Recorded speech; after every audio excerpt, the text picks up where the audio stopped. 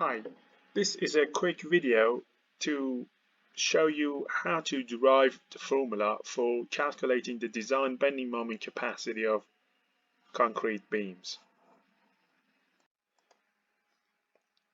Let's now imagine you have a simply supported beam with a load right in the middle of the beam pushing down on the beam. So what's happening here is the top section of the beam from the neutral axis all the way to the top surface of the beam would be in compression, and the bottom section from the neutral axis all the way to the bottom surface of the beam would be in tension. So now let's go to the stress block diagram. So as you can see, the neutral axis in the middle of this diagram, it means that there are no forces in that section, and the bottom section, as you can see again, is in compression and the top section is in tension. At lower stress, the stress diagram looks something like this. As you increase the stress, the cracks develop at the bottom of your concrete beam, and therefore the load is not going to be distributed like this that you can see on figure A, and the load, the tensile force, the resultant force, is actually going to be represented by the rebar. So the total, the distributed force here changes to a total resultant tensile force in the rebar. So, and as you increase again further the stress, then your stress diagram changes its shape slightly. So it was like a prism, kind of like a triangular stress. It was like a triangular shape, and as you increase the load to the ultimate stress, then the stress block changes to become something like this. So the outer face of this stress block is actually curved. So in most textbooks, when you look at the stress blocks, the cross-sectional area of the stress block is like this, but in order to make the calculation a bit easier, they change it to a rectangular shape like this, and you've got these variables at the top and on the side, which represent the actual side of that rectangle. So now let's see what are these variables. So you have gamma k u d on the left side, and you have alpha sub 2, and you have f prime c. F prime c is the characteristic strength of concrete, which, let's say, as an example here, it would be, let's say, you can say that is 32 MPa. And in order to define alpha sub 2 and gamma, so you have to refer to the standard, Australian standard 3600. This is the 2009 version, and as you go down, the new version of the Australian standard, that's 2018, and these variables are slightly changed. So again, it all depends on your characteristic strength of your concrete. So when you put these values, you plug in these, let's say 32 MPa here, and you're going to get your alpha sub 2, and you're going to get your gamma value. And now Ku is basically the the depth from the outermost compression fiber, which would be the top surface of your concrete, if you have a simply supported beam, all the way to the neutral axis. So in order to understand the Ku value, first you must understand three major concepts, and those are the balance failure, the compression failure, and the tension failure.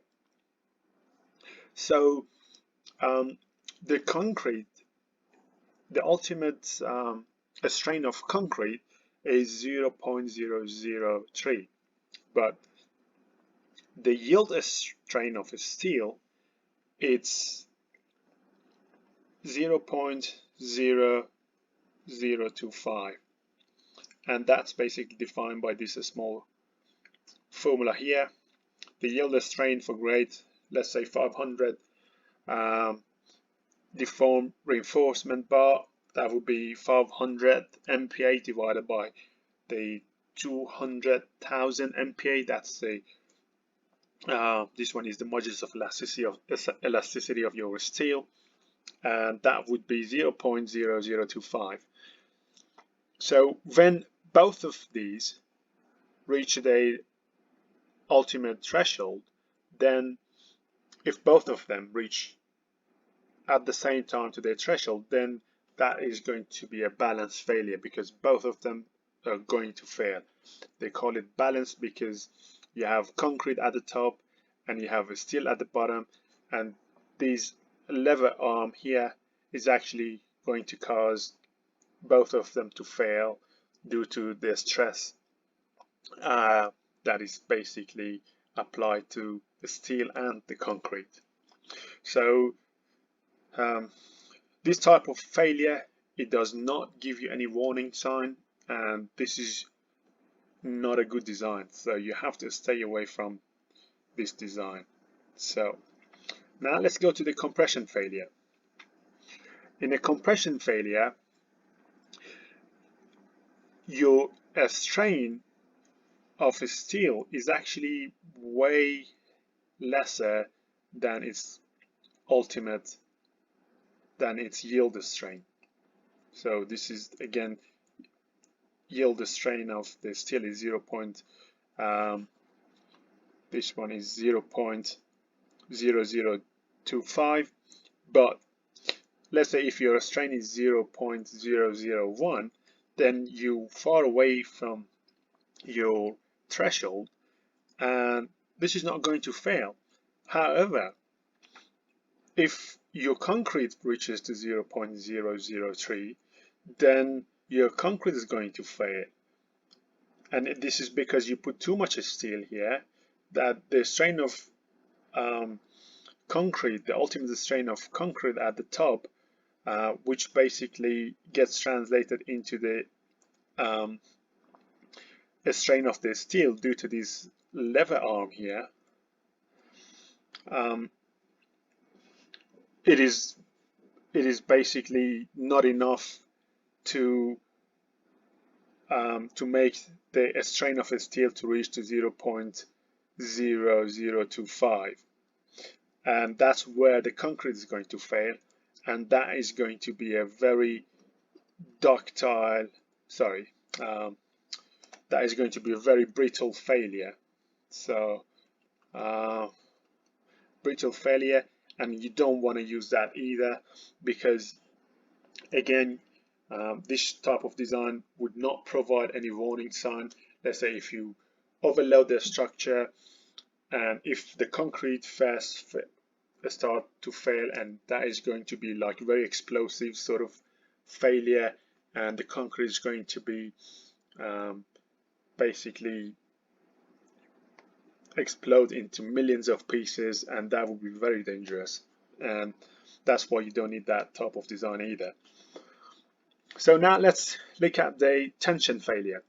In tension failure, you don't have enough steel, so as you can see, your strain is going to go higher than than what are you actually going to get for a is going to go above the threshold yielding a strain of a steel, which is 0.0025 first, and that's where your steel is going to fail, because you don't have enough steel. And obviously, you know, when you're reaching, let's say here, if your steel is reaching to the strain of, let's say 0.004, that is way past 0.025, and obviously it's past, let's say, I mean, this is very exaggerating. Let's say, I mean, as soon as you reach 0.026, let's say as soon as you pass that threshold, you're going to get a failure in the steel. But here, you still haven't reached to 0.003. So roughly the strain would be pretty much very close to that one.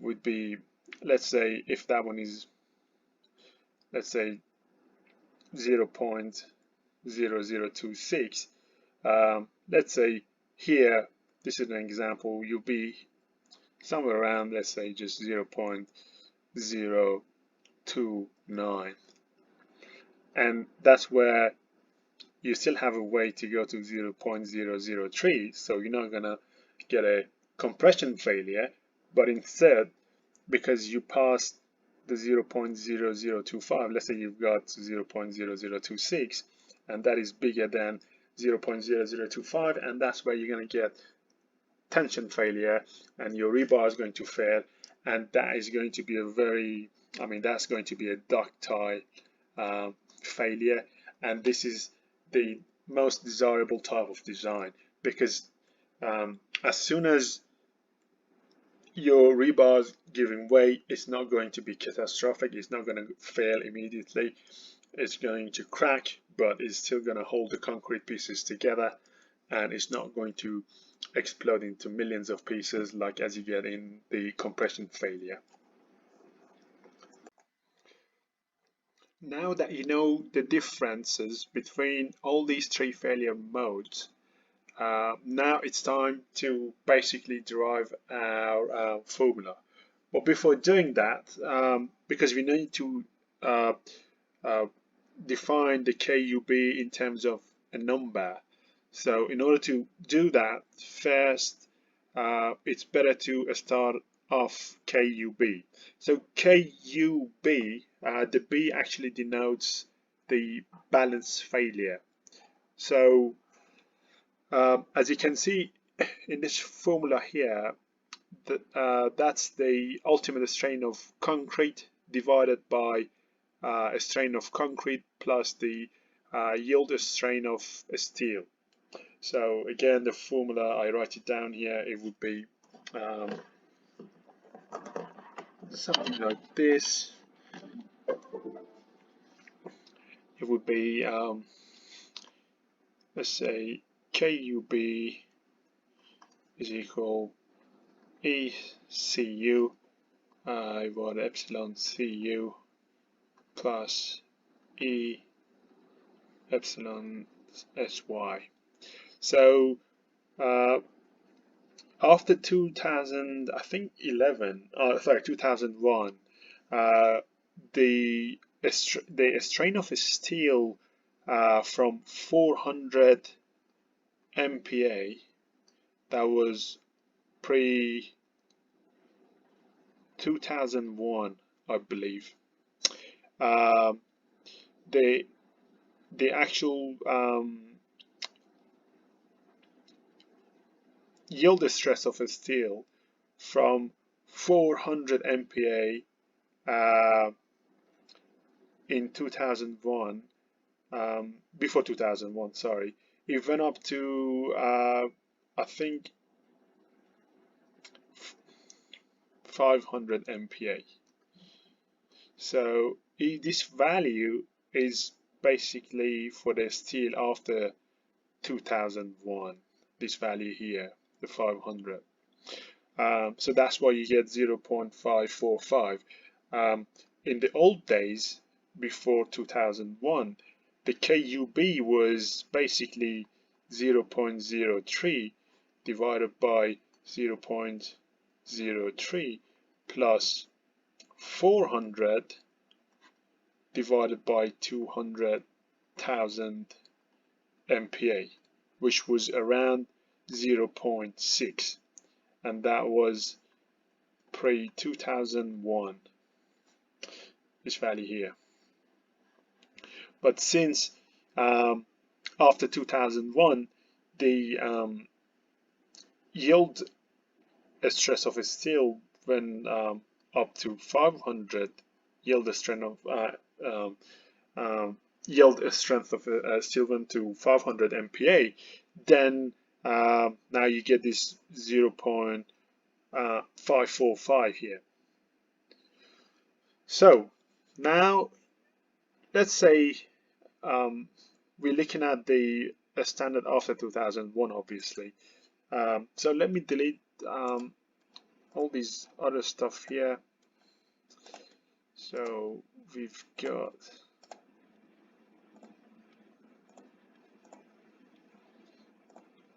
now we have defined the KUB. I have to get rid of these ones so I can write some stuff here too. So if your KU value is actually smaller than KUB, you're going to get a tension failure. And if your KU is bigger than KUB, as you can see the lever arm is actually bigger here, you're going to get a compression failure. So now you know these. As I mentioned before, you have to make sure that you design your concrete beam is always satisfying the tension failure mode. And in order to achieve that, normally they say, all right, you've got your threshold is 0.545. In order to be safe, you multiply that by 2/3. So then you're going to get 0.36. And in the old days, as I said, because the pre-2001, it used to be 2/3 times 0.6, and that was around about 0.4. However, in most textbooks these days, you would see they would recommend a number between I think 0.25 to 0.36, and they call this as, you know, the value that you can use to stay safe, because that is obviously way smaller than 0.545. And nowadays, I think most textbooks, they say, all right, now you can use 0.4 as your maximum allowable KU. So, and this makes sense. Like, I mean, the only reason that they multiply this by 2/3, just to take into account the craftsmanships and defects during the construction. They try to, you know, be safe, and basically they multiply by 2/3. They use a way smaller value than the actual 0.545. Now let's get on with our derivation of our formula. For this example, I'll be using the under-reinforced or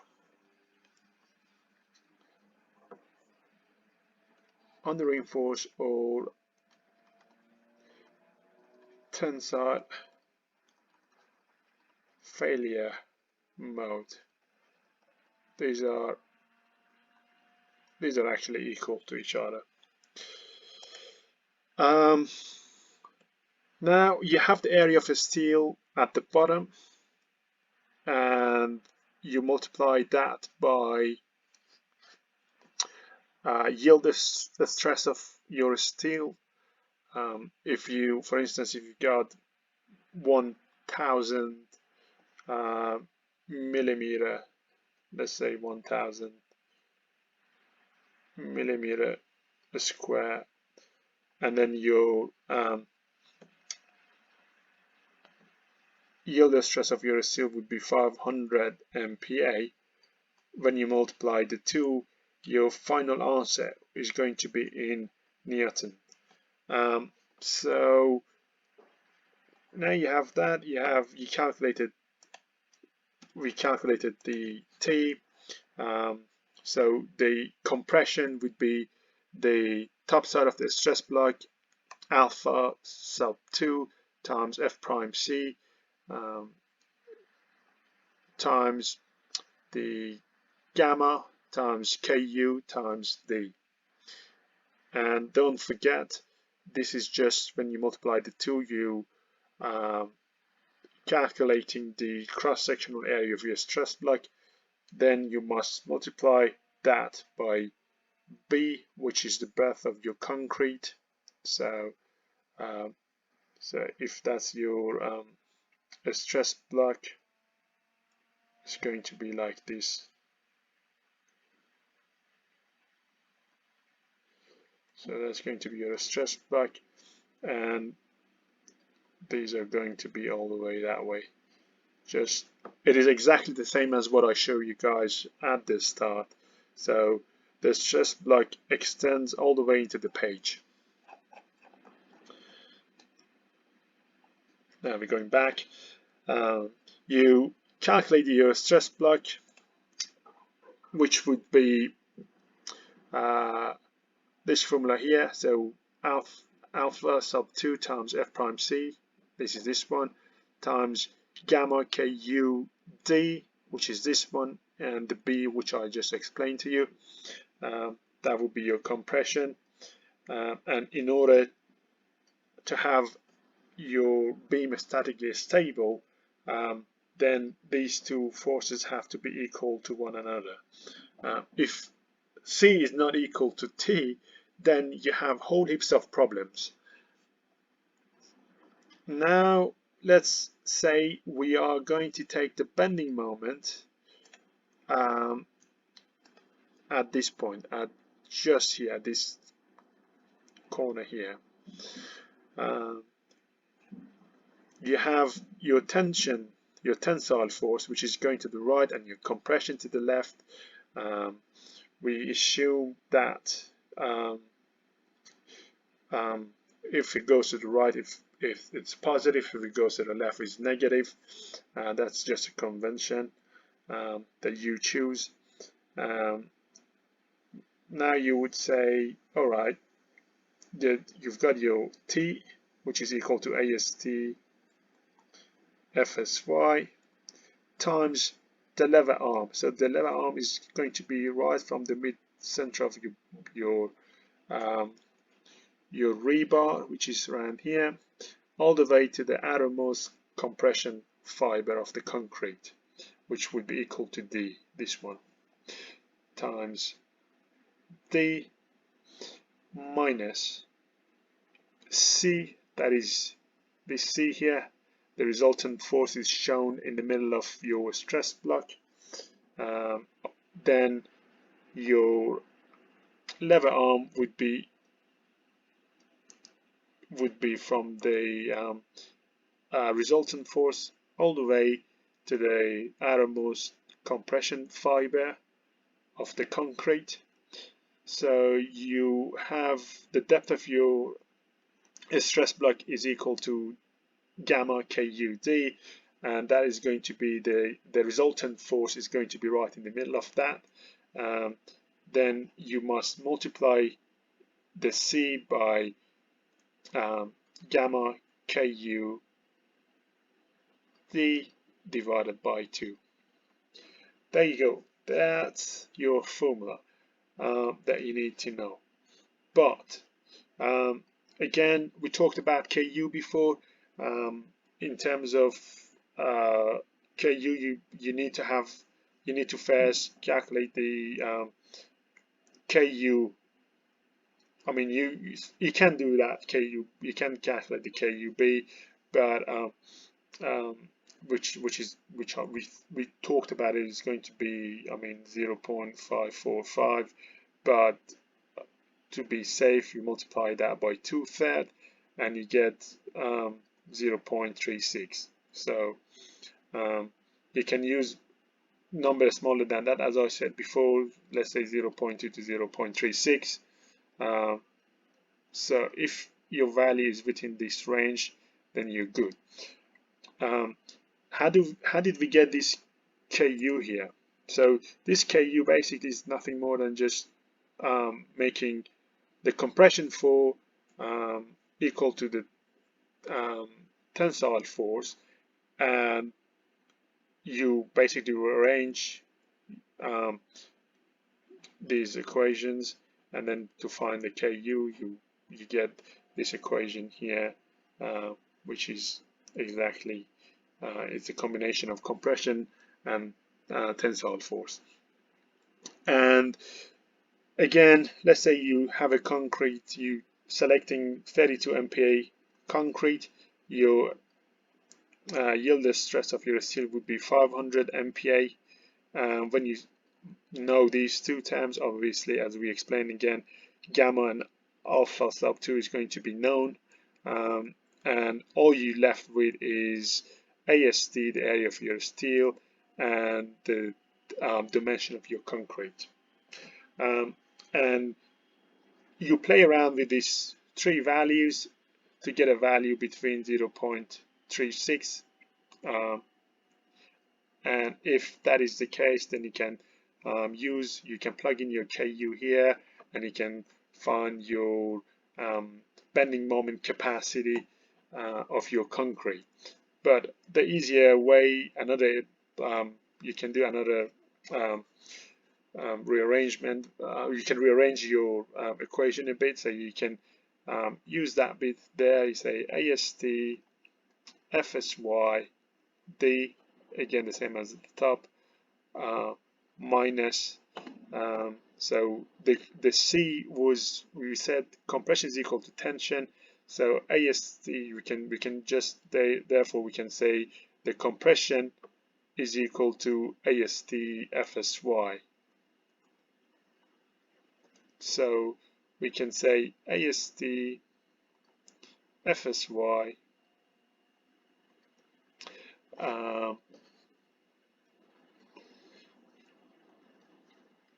times gamma KU D divided by 2. As you can see, you've got AST FSY and D here. That will be our common denominator, because we have AST FSY D is our common denominator, because we have the same term on the left. So therefore we can say M is equal AST FSY D times 1 minus, then you are left with gamma and KU, gamma KU divided by 2. And now you can use this KU is equal to this KU, they just use the P values, they just use the P variable here. P is equal to, again, AST divided by BD. So if you put this AST divided by BD in P, then you're going to get the same term. So in some textbooks they use P as a ratio of area of steel divided by the dimension of your concrete beam. So now you can plug in the KU, this KU here into this, and your final bending moment capacity would be AST FSY D1 minus AST FSY gamma divided by 2 alpha sub 2 gamma F prime C BD. And there you have it. That's your formula. So you can use the same formula for negative bending moment or positive bending moment. It doesn't matter what direction your bending moment is. And also just keep in mind you have to multiply that. You have to multiply your bending moment capacity by a reduction factor. In previous Australian standard AS3600 2009, it used to be around about 0.8, I believe, and 8 or 8.5. I think it was around 8 or 8.5, one of these. And sorry, it was I think 8. And then they recently, I think they changed it to 0.9, if I'm not wrong, 9.95, something around those two values. So when you calculate your design bending moment, you have to compare it with the design bending moment capacity, the reduced design bending moment capacity with the multiplied factor, because when you multiply by 0.8, you basically make it smaller than what the actual capacity is. And if your design bending moment capacity is bigger than your actual design bending moment, then your design is good to go. I hope this has been helpful, and thanks for watching. And if you have any questions, please leave it in the comment below, and wish you best of luck.